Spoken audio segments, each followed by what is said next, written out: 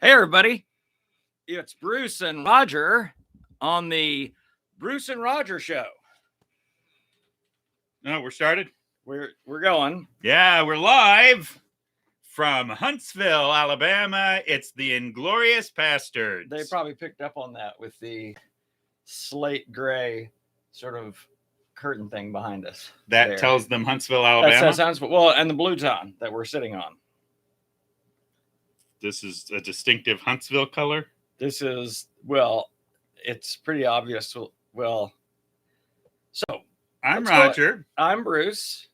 And we are your Inglorious Pastords. And you're not. So. Wow. Yeah. Bruce starting off with an edge today. How'd your weekend go, Raj? My weekend, let's see. Well, Patriots won their game, which made me happy. They Did not know that. Okay. They beat the Chargers, trying to help you guys out. Your Broncos, who also won, and Mac Jones didn't have his best game, but had a clutch drive late, and they won on the road. And so now, like the Broncos, they're 4-4. There's 7 playoff spots in the AFC, and the Pats are at number 8. Yeah, the Broncos aren't making a run to the playoffs this year. I can just tell you that right now. Not going to happen. Yeah, the trading of Von Miller might be signal that. Well, I think they know this year's pretty much done. Yes, they won Sunday. Would they score 11 points? And they kept the other team to 10, something like that. So their defense is still obviously very solid. Well, yeah, we don't know what it's going to look like post Von Miller. But, I'm thinking maybe they know something about these young up-and-coming guys that they've got. Oh, well, sure. Now, we don't know. And I can't laugh at that kind of call because Bill Belichick makes that kind of decision all the time. Yeah. Trade somebody. Tom Brady just traded him off to Tampa Bay. While they're in their prime. That's worked out well. They didn't trade him. He got to the end of his contract.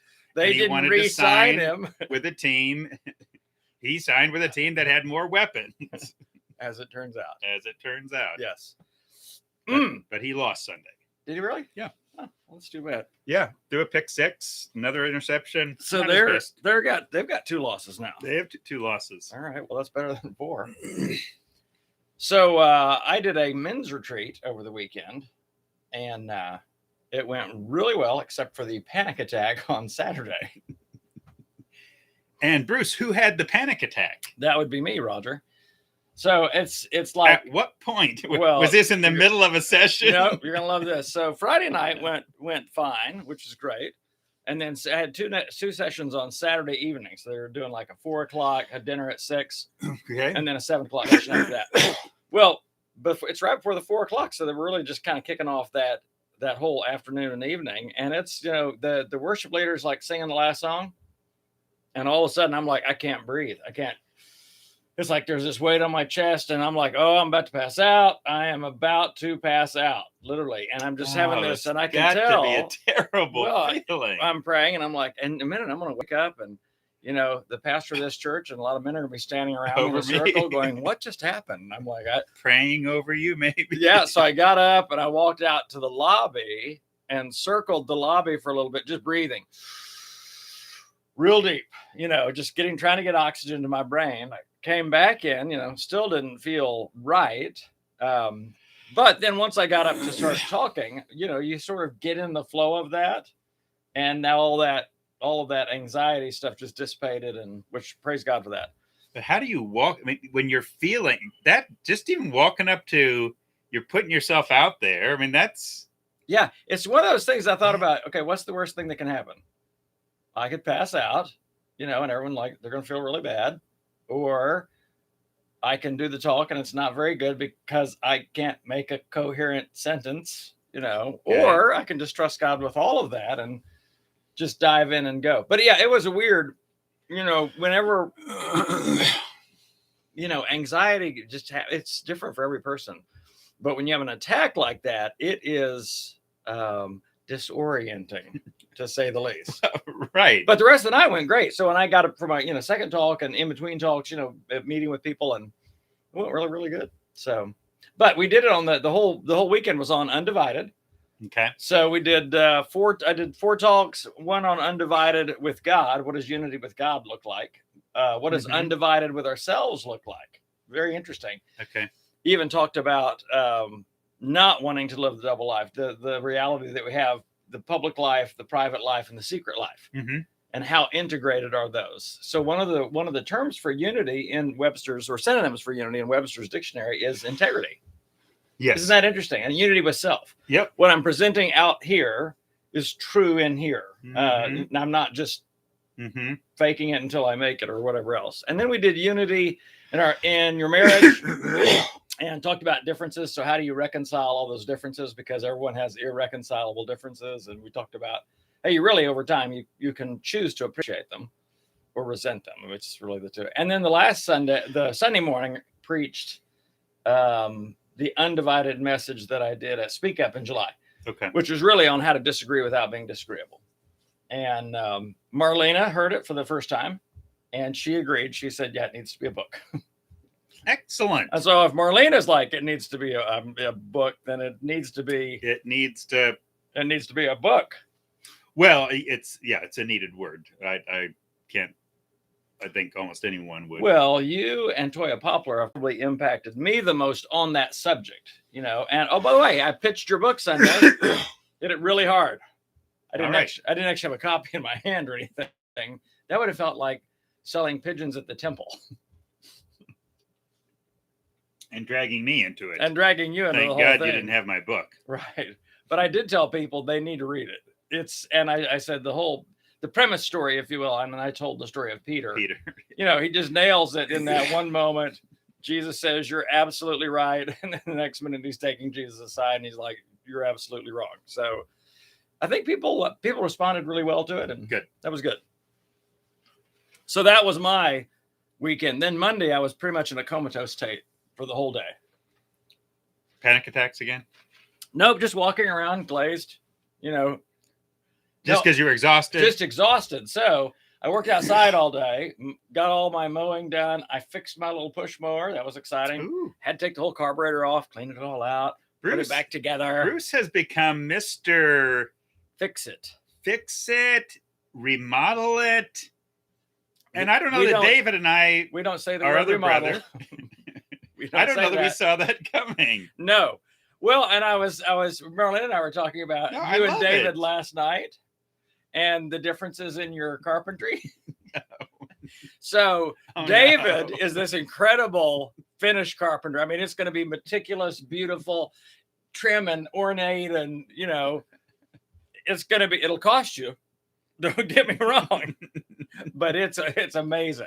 Whereas Roger's more, let's just get it up there and be done with it. Let's just shoot a bunch of insulation in the attic. It's coming out in the closets and everywhere else, but that's okay because it's insulated. By the way, you must have done a great job because it's literally coming out of everything. I mean, I took off a little socket thing, just insulation blew out.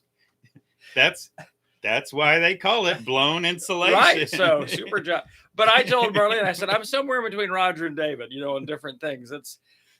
I feel like I'm there all the time. I'm not quiet here. But it's the joy of the brotherhood. But it's fun how we develop. And it's funny how our stories emerge. And almost everyone even listening it had the pieces of your life you didn't anticipate or something you picked up or learned. You bet, Christina. Happy to help. Sorry, I had a little text message come up while we're talking. Yeah, and I didn't see it coming either because I was the guy that was more than happy to write a check to you or David to get it done. Right. And I still don't do flooring or roofing. It's funny. I've got this limit. Things in between the floor and the ceiling, I do. Right. Above the ceiling or the floor, nope. I do not touch those things. It's where I draw the line, people. But in between, I have some fun. So that's good. And so even me, how I would have ended up doing eBay. So yeah, when you were a kid in third grade, what do you want to be when you grow up? Well, it's not even created yet, but I want to be an eBay salesman. What is that? But I just think with even the littlest kinds of things, pastor for so many years, loved that. Yes. But like 14 years ago, pick up, learn about this eBay thing. Okay, it's interesting. Join. And I'm just selling a few little things around the house, or You've done it for 14 years. Oh, yeah. Now these were just things here or there. Although there's some fascinating stories, even from that far back. But a very, very different marketplace. Even then, I mean, people. When you think about it, like when eBay started, like you'd wait for people to send their check in or a money order. And then it used to be bidding only, like an auction. Right. It was much more auctioning. Right. It was because now when I think of eBay, I'm like, it's like an Amazon, but slightly different. Right. It's like Target or Walmart. It has an auction component. Right. There's a whole more buy it now. A lot more buy it and now. Most of my stuff I list now, buy it now. Okay. But yes. Certain things you do want people bidding on, because absolutely value is very relative on certain kinds of things. It's very few things. Generally, you can get some kind of idea of the value of a thing, and then, but in the earliest days, it was almost all auctions, which was always intriguing and fun because auctions are still fun, seeing how a thing's going to go, and then, but after the person would buy it, you'd have to contact them with the shipping amount, and then they'd send you a check. And you would wait for the check to come, and but you'd also deposit the check and had to wait for it to clear, because to know if it was good. Right. So Roger, this is a little random trivia.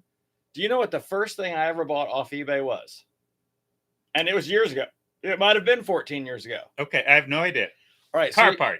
No. Surprisingly, okay. You remember those little castle blocks? Those little, they weren't Lego, but they were the tan-colored castle blocks that you could build castles. Right. I wanted Zach to have that experience as a kid. That we had. So it was probably 15 years ago, and he was like 8. Yeah. I found them on eBay, a big thing of the castle blocks, and I ordered them, and we got them. And I remember, at Christmas, we gave him this, and I was just like, that was so cool, because it reminded me of it's very much like Lego, except the blocks they only have 2 little nubbins instead of 8 nubbins. Yeah. There's just 2, and they're bigger. But it was just cool. We made castles with the little arches. They're called nubbins? Uh-huh. That's my word. Make up that word. Well, that's the word I created for it. I think we're all clear by now, Roger, that I create words all the time. They're nubbins. Yes. Okay. So the nubbins. They're circular raised things on the block. And you'd still be able to find those today. It's just funny how you totally right. Yesterday I bought a big box from a guy, a bunch of old cameras. And there was a Brownie Hawkeye like Dad used to have. The Brownie. I should have brought it in today. Oh, that would have been fun. This wasn't the 8mm video. Oh, this was the little camera. Square. Yeah, the black square. The black square. I remember the little black square. With the little button on the side, the Brownie Hawkeye. And you never knew if you were taking a picture. That was what made Polaroid so much fun, because you knew that you took a picture. You knew in that moment, I took a picture. I have thought, as an added value for our listeners, I should probably from time to time have an eBay tip, a buying, selling tip. What do you think? I'm sure that's. Here's my tip for today. The listenership's going to go. You're going to love this. Hey, listen, this is going to just cause things to soar. You cannot believe. Okay, here we go. We're soaring. Here's the tip. Old is not always gold. So I'm talking to a guy yesterday.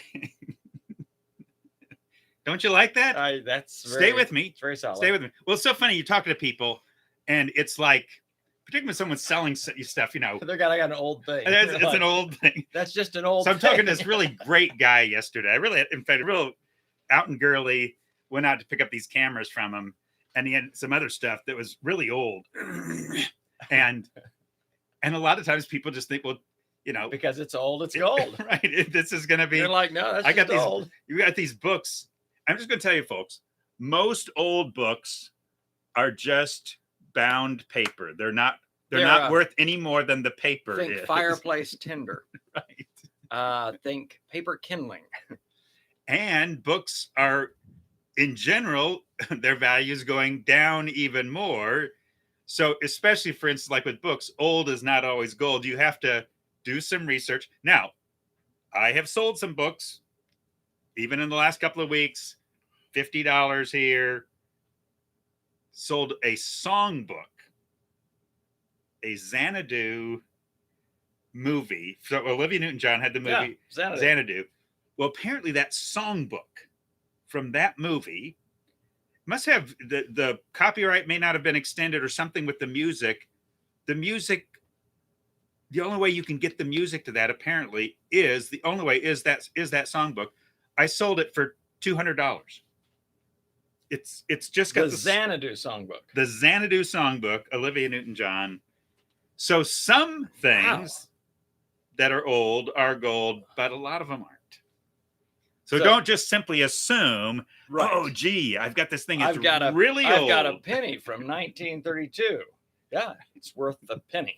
It's worth exactly 1 cent. Yeah, perhaps. Depending on the minting of said penny from 1932. And the fun thing with those is if there's some little error, then it's gold. Right. Because that's a flawed. sermon It illustration. is, right. Because it's flawed, it's worth more. Go with that. No, but as you're saying that, because it's true, actually with numbers, lots of things. Yeah.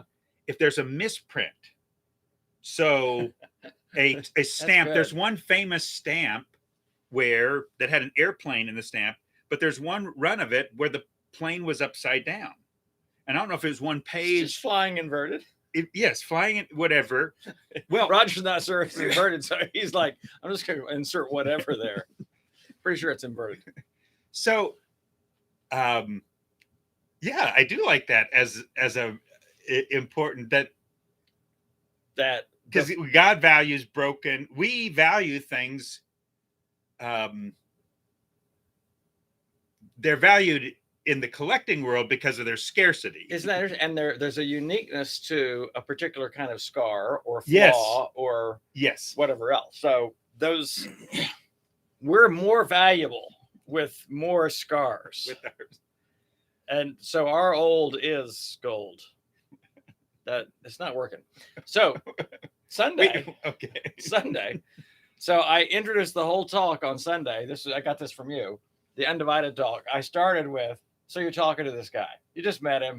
Oh, you're at the store and you're like, I really like this guy. I think we could be like really close. And you're just talking about stuff and there's so much in common. And you're like, this guy loves Jesus and I love Jesus. I'm like, right, we really have a connection. Our families can hang out. Maybe we go backpacking next weekend. Right. And then he mentions who he votes for. Screws the whole thing. Right. You're like, whoa. I'm not sure I can be your friend. I can't be your friend. I'm not even sure I should be talking to you. And it's such a great illustration of we are undivided, but certain things just get way out of whack in terms of their overall importance. Yeah. Yeah. And anyway, that was a great illustration. I use your best stuff all the time. All the time. I take great joy in the fact that my book that had 12 readers gets quoted a lot by me. Nuggets that you quote speaking to hundreds of people. There's great joy that comes to me. And I'm really not kidding. That actually, I do have. I mean, I may be kidding about the 12. I don't think I had that many that were read. But I thought that was a little high. You're the only person, the only author, seriously, that I know, possibly the only author in existence today that has never gone to Amazon to see how many books have sold. I mean, at some point, don't you just do that? I mean, just out of sheer curiosity. Actually, I haven't been there in so long. I don't even know that I would know where to, because the book, it was like published like 3 years ago. So I don't even know. It's a long time, isn't it? It's a long time, right? So I don't even know how. My book's coming up on 10 years, published 10 years ago. Really? 2012. That's when it came out. Isn't that interesting? Well, old is gold in that case. Well, it is because I have less than 500 left now. and they're still selling. We're going to call those that's going to be the limited edition. I'll stamp something in there that'll make them really No, that's anything that makes anything that makes something I more scarce, I more actually rare. got that idea off of, I won't say what podcast, but he's a marketing guy. Yeah. And he talked about, he said, when you get down to your last 500 books, he said, you stamp them blank of 500. And then you go, you hand write in there 1 and you sign your name on it, 1 of 500, 2 of 500. And what happens is you've got only 500 left, but they're all hand numbered and signed by the author. Sure. And he's like, you don't sell those for $13.99. Those are $25 right there. It's just interesting. Right. No, because in eBay, in selling, I need to write that down before I forget. That's a great idea. But when it comes to collectibles, right, number your books. The lower numbers are more valuable. So if there's a limited edition, 1 of 500, 3 of 500, whatever. Well, it's that the lowest numbers are the ones that collectors that have the highest value. So if I find a thing, it was a run of 500, right, and it's 258, that's not bad. But if I find number 11, the lower numbers are better. Oh, the lower numbers will sell. Oh yeah, it can be hundreds of dollars.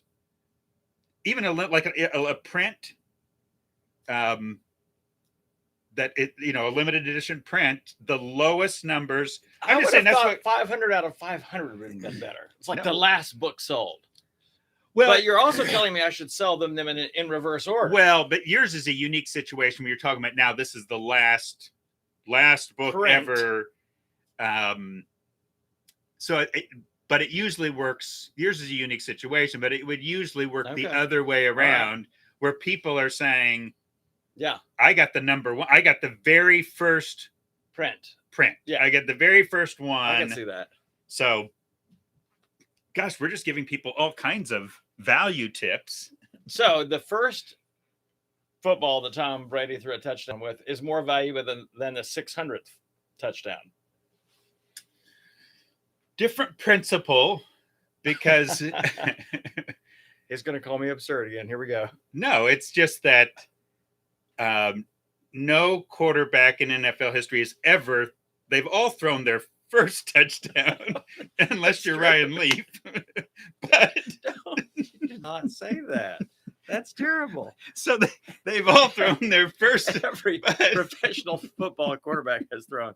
In fact, several receivers, tight ends, and running backs have thrown their first and only touchdown. And for them, that right. But if you're talking about the 600th, which is literally never ever happened in football history, then. But the truth is, neither has the 599. It's true. I mean, so anything over whatever. Listen, who's second on the list? If Brees. Drew Brees. Yep, that was my guess. But and I thought about that. If you had the Tom Brady's 601st, well, and you can verify that would still have some value. But there's something in our culture about there's round numbers. There's markers. Oh yeah. Like you get 100 thing or 1,000 or those tens. But yes, now I do think Brady's first thrown touchdown would fetch a good number. But fetch. There's actually an app called Fetch. It's great. Okay, so a couple of things I wanted to throw here. One, your poem from yesterday was outstanding. Okay. And it's as long as I've known you, I don't think you've ever shared that with me. And he shared it with all of his listeners or watchers on Facebook Live yesterday. Does the poem have a name? Like us, like you. Like you. Okay. What was funny, because Joyce said a similar thing. Even Joy didn't know about it? No, I wrote it several years ago. You're coming out of a theme that hit me with such force. This idea, you read the verse, to be a faithful high priest, Jesus had to become one of us and suffer like us. But he can relate to you because he's, what's like the us. wording? Yeah. Anyway. But then I began to think of just all the places where Jesus has experienced, the death of friends, being falsely accused, being assaulted, laughed at, mocked at, for his, parents' marital status and immigrant and rejected by people, people turned on him, loved at some points, popular, but then hated, people who've been assaulted, people who, the gamut of human emotion in terms of pain. In other words, the idea that he was a man of sorrows and acquainted with grief is not just an ideal, it's the reality. He is us. Right. And he experienced all of that. And I even love the way you brought out somewhere in that talk that, because we often hear the verse, he was tempted in every way as we are, yet without sin. Right. But that word suffer. Right. He suffered. Right. Because temptation is suffering, and suffering is its own kind of temptation. Yeah. Well, so then I had this other thought this last week that I don't know that I had thought about. I'm trying to think of the context, but I was thinking about, oh gosh, I wish I could.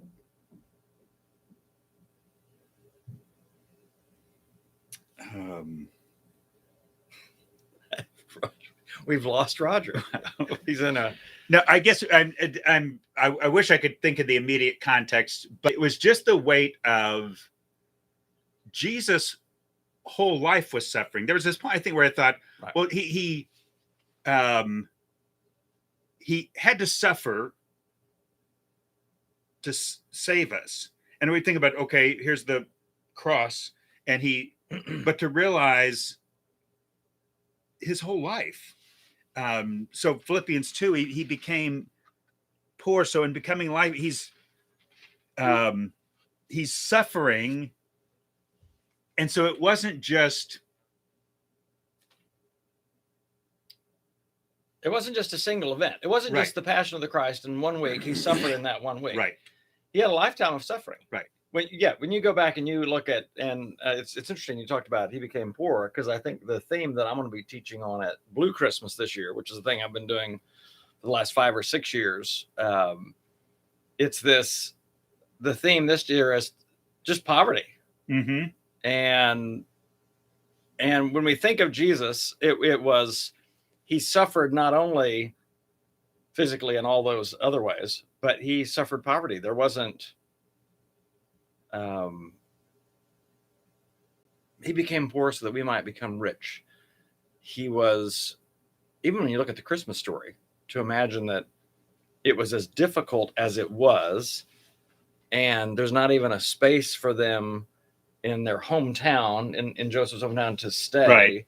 Just the poverty of all of that. Yeah, the context I remembered. I needed to look that up. I thought you were looking at notes there. Well, I wanted to look up the one, and it was sacrifice. Think about that word. Okay.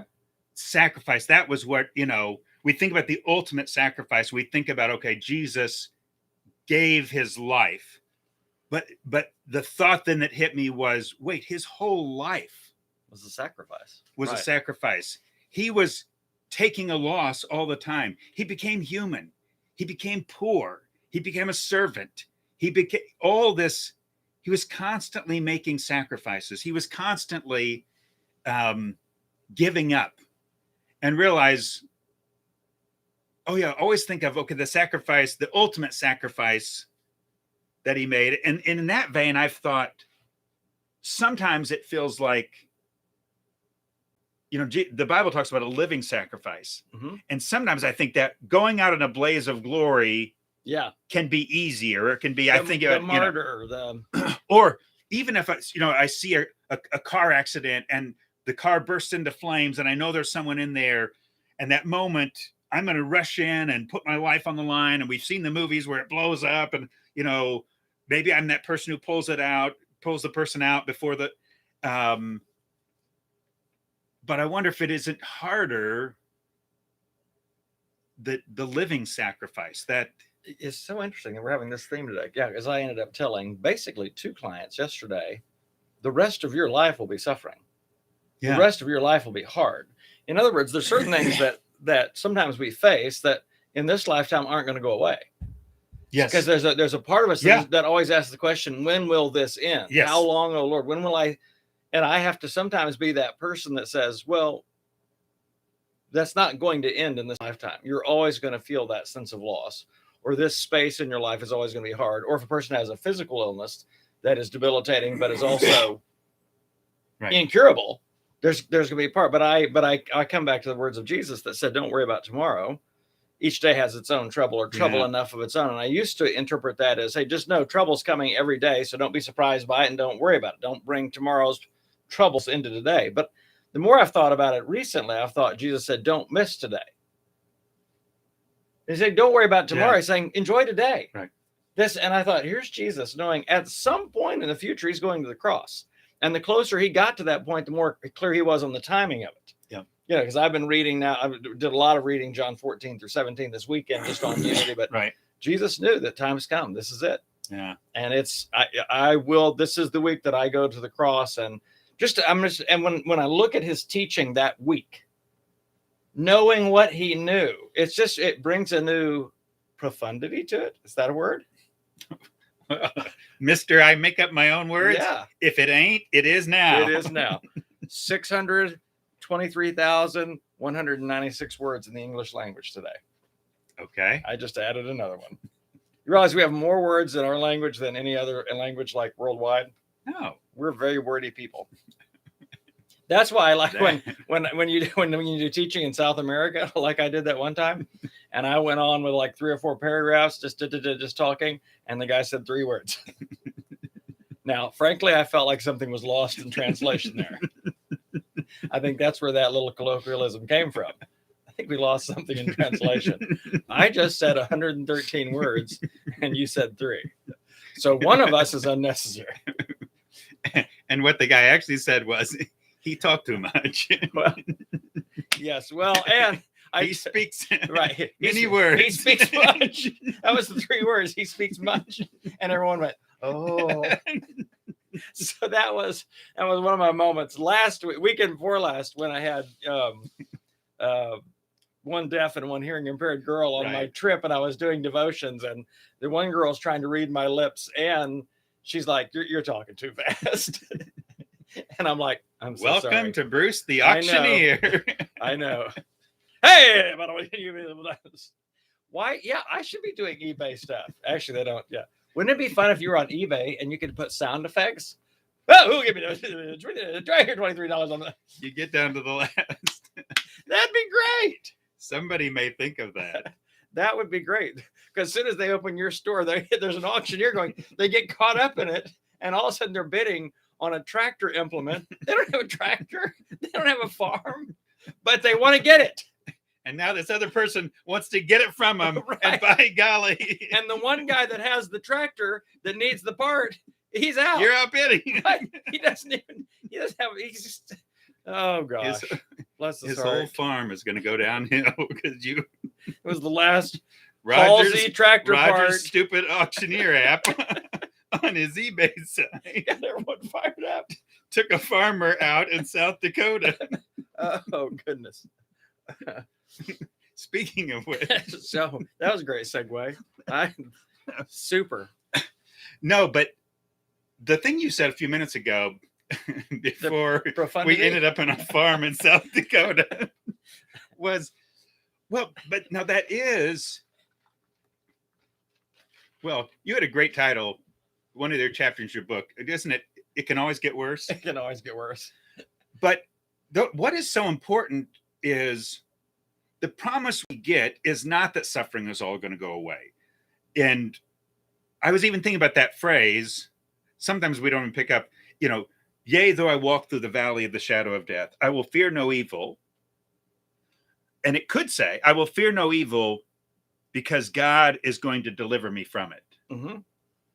No, I will fear no evil because you are with me. And Roger, it assumes, I shared this. This is great. It assumes, if you watch the first part of the Psalm, he leads me. Yes. Still waters. He leads me. How did green pastures. Right. He leads me. Valley of the shadow of death. Right. And of course, then he points that he's present there. It's not like Right. we went off on our own now, and now we're Right. just good luck. Right. Jesus whispers from him, good luck, guys. No, he's right there with us. He prepares a table for me in the presence of my enemies. So these are all these Right. promises of what it looks like to walk with the shepherd. There's going to be times where it's green pastures and still waters. There's other times where you're in the valley of the shadow of death, and he's making a meal, and you are surrounded by enemies. Yeah. Surrounded. Right. Pressed. I mean, it's so funny because I was just teaching on that, the reality of that is, I think, why Psalm 23 is such a comfort to so many people, because it speaks to the whole of the human experience. Yeah. I love green pastures and still water. Right. Jesus is with me. But I can do valleys and shadows and enemies because Jesus is with me. And isn't part of that is the reality, the consistent reality of our world is it's a mix of beauty and brokenness. Right. It's a mix of glory and danger. It's a mixture of birth and death. Oh. And you know what I'm saying? So you're even, and I in this week, just think about a couple of conversations similarly, where I think there's this idea at every possible level, whether you're Christian or, if I do the right things, I can get this good outcome. I want things to be better. I can make things, and then we just Christianize that, baptize it. Well, following Jesus now is a way to get your life better. It's a way to get out of the valley of the shadow of death. It's a way to get out of debt. It's a way to get out of, if you follow Jesus, he's here to make your life work better, and he's gonna, and things are gonna get better. No, even with the shepherd, even following Jesus, it can always get worse. But there's no promise that suffering, that trouble, these are things that will go away. So you have these moments, and you do moments in the page of Scripture where God does take away an illness, or delivers God in an extraordinary does way. deliver in an extraordinary way. But even in the pages of the Bible, those are the exceptions. Right. And so share with the client again this week the reality of, I said, to me, hope is what Jesus says to the father who has a son who's battling with demonic stuff and all sorts of issues, and the dad says, if you can do anything, help my son. And Jesus looks at him and says, if I can, he said, anything or everything is possible for him who believes. Now, he didn't say everything was probable for him who believes. And he sure didn't say everything is promised for him who believes. In that moment, he says, everything's possible. I'm like, that is the hope that we have in Christ. Sometimes, here's the thing, sometimes things in this age, in this life, work out, using a human term, the way we want them to, and we give glory to God, and we're like, and we'll say it even on Facebook or with God is good, that this thing worked out. But the reality is, when it doesn't work out, when it's awful, when it goes south, when it gets worse, God is still good. Yeah. And when I even read again, because I was spending so much time in John 17, this prayer for his apostles and disciples, but they said, I'm also praying for us, Roger and Bruce and other followers that will believe in their message. But it's interesting, he didn't pray protection from trouble, persecution, death. In fact, he had just told them in the preceding verses, you're going to die. I mean, in this, people are going to try to kill you thinking they're doing a service to God. So he said, I'm praying, Father, that you will protect them. I'm not asking that you'll take them out of the world with all of its suffering and all of that. He said, but I'm praying that you will protect them from the evil one. And again, we might think, to safety and all that. No, that we wouldn't fall away, that we would continue in faith, that we would persevere. Right. He said, I prayed for their unity. I want them to be one. And I pray, and this is what I hadn't seen until last weekend, I pray that they will know, Father, that you love them the same way that you love me. Think about that. Now, we think about how much the Father loved Jesus. So Jesus is saying, but my prayer is that they'll know how much you love them. Yeah, I love in the same way that you love me. Yeah. And he had just gone through a long teaching about this, and I don't think the disciples were getting it. Okay, we're in Jesus and the Father, the Spirit's in us, this nesting thing there. I can see them just going. So he prays for him. that they'll know, that they will come to know.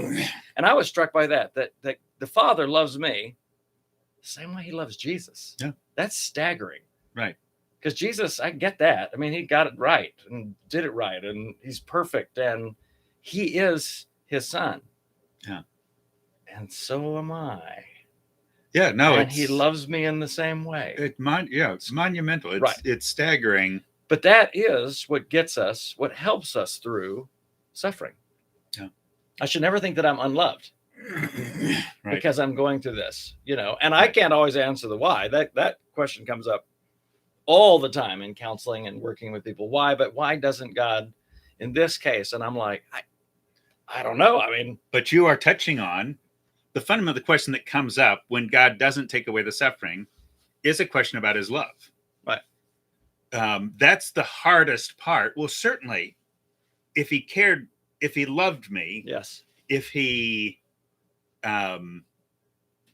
and even Jesus on a cross, knowing how much the Father loved, why have you forsaken me? I think this very human element, when the suffering isn't taken, when you believe in the power of God, as we do, and he can take away a thing, and it's actually your faith in his power that can raise questions about your faith in his love, because you don't have any question he could speak a word and take this away, and he's not doing it. So that was Job's two questions.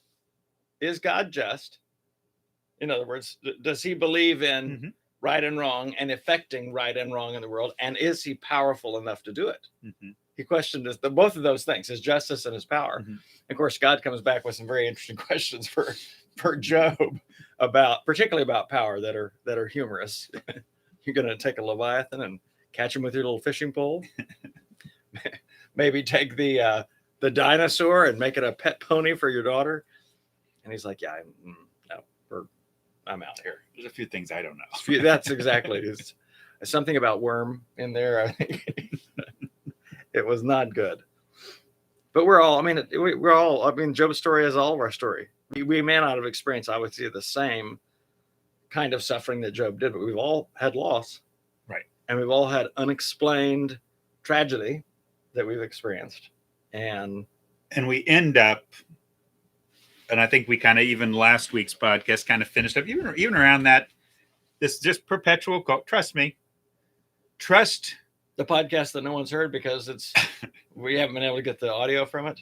Because I think so often the emphasis about trusting or faith was in God's power. I'm talking about growing up.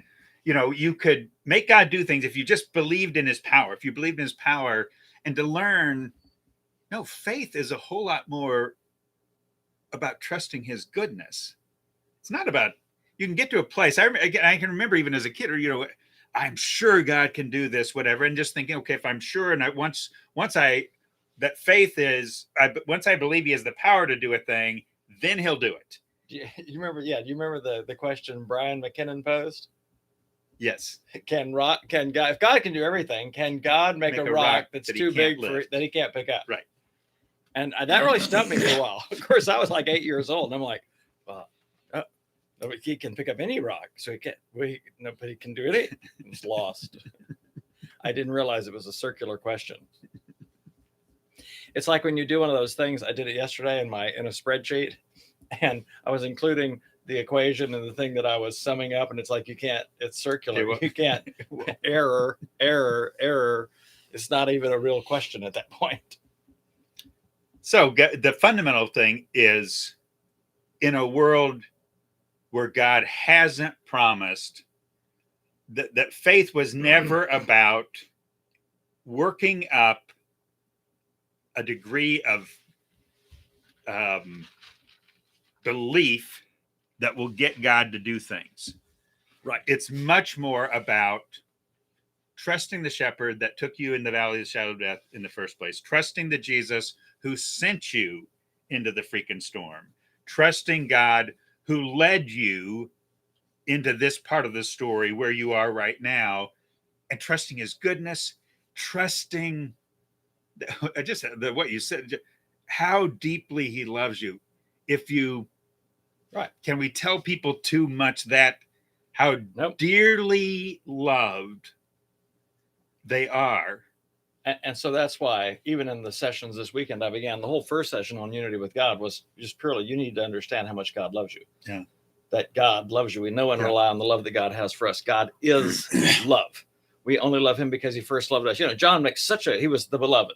He just makes such a strong point about it. Mhm. But you have to know that you're loved by God, or you're always going to be holding yourself and others to a standard that none of them can maintain. You can't have unity if everybody's got to hold to a standard. But it's like, no, I'm loved as I am. I'm loved. So I don't have to earn. I don't have to work. Nope. I don't have to try and get God to love me more. He can't love you more.